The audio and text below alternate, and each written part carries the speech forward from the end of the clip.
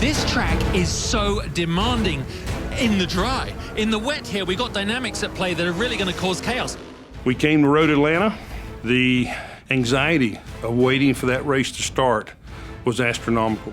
Top three cars in the championship running nose to tail at the front of this field. Richard Westbrook in the 90, Christian Fittipaldi in the 5, Dane Cameron in the 31. We knew that the cars in front of us, or the one car in front of us, was going to have some issues, and we were going to have to gain a lot of valuable points that day, and we were going to have to be at the right place at the right time.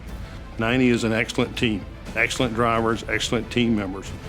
They had some of the bad luck that we had at a couple of times during the year. They just had it at the wrong time.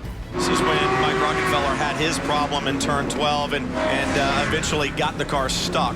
So difficult times for the 90. They came in here with a championship lead and now sit 2 laps behind. As the day progressed along, it was very, very neat. At about quarter point, we did tie up the Patron Endurance Championship. That was a great feat for the guys, second year in a row. And so then we were down to the last one. And the last part, as dark started coming in, and we had about an hour and 15-minute delay where the race was actually red flagged, waiting to see if we were going to get restarted.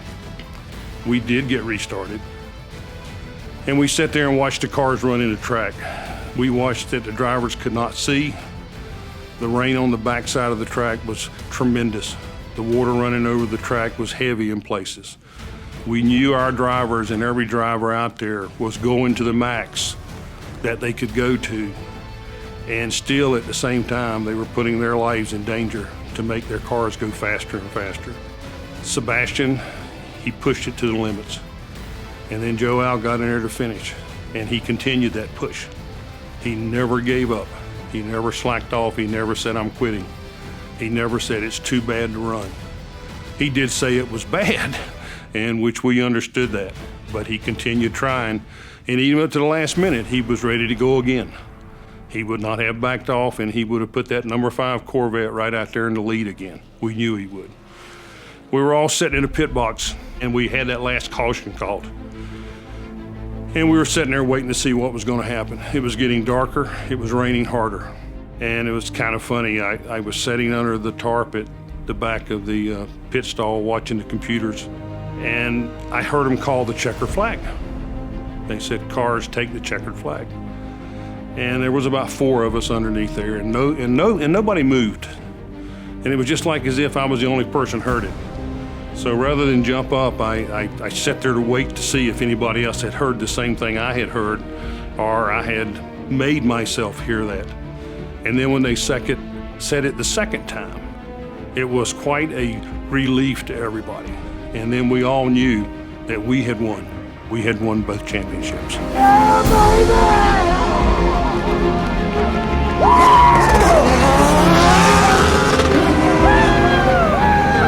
Oh my God!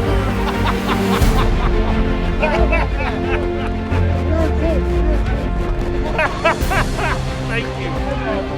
Thank you. That in itself it's a feeling that's hard to describe. For me, first time, tremendous feeling.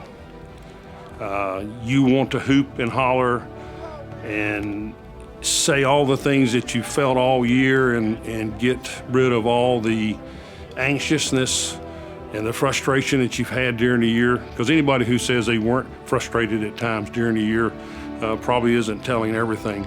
But the team never gave up. They never let that come forth. They never let that out.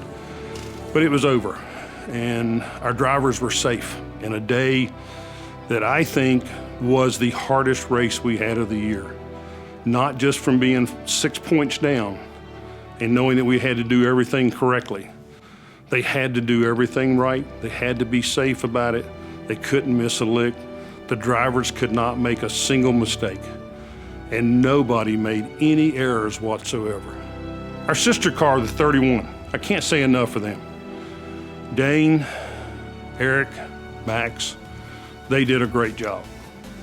They were a great group of guys, them and the team members, to work with all year. Our two cars challenged each other from the start at Daytona. But it was a challenge where both teams respected each other greatly. I've never seen such teamwork among two competitors in all my life.